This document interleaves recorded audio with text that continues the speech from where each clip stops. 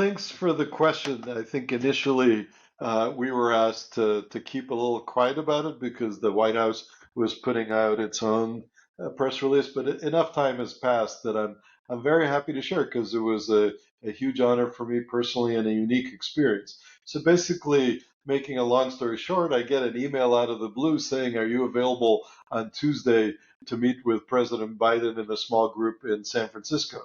And my reaction was like, of course, it's an honor. And I was very happy with San Francisco not having to fly all the way to DC in the heat.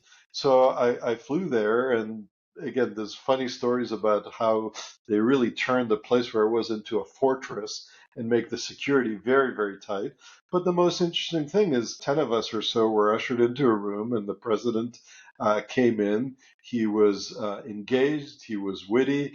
He's not a technical superstar, but he was asking really good questions, and each of us had a chance to talk to him about various ideas. And because time is limited, I'll actually talk to you about one idea brought up by Tristan Harris. He raised the issue of extreme misinformation, particularly that around the election cycle.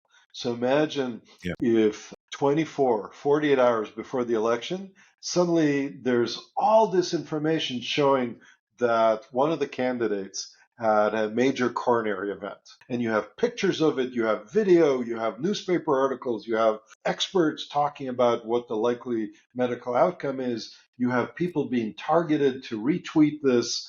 A flood like that is very hard to identify and stop before it makes an impact on the election. Our elections have been so close, it could really tip the election one way or another.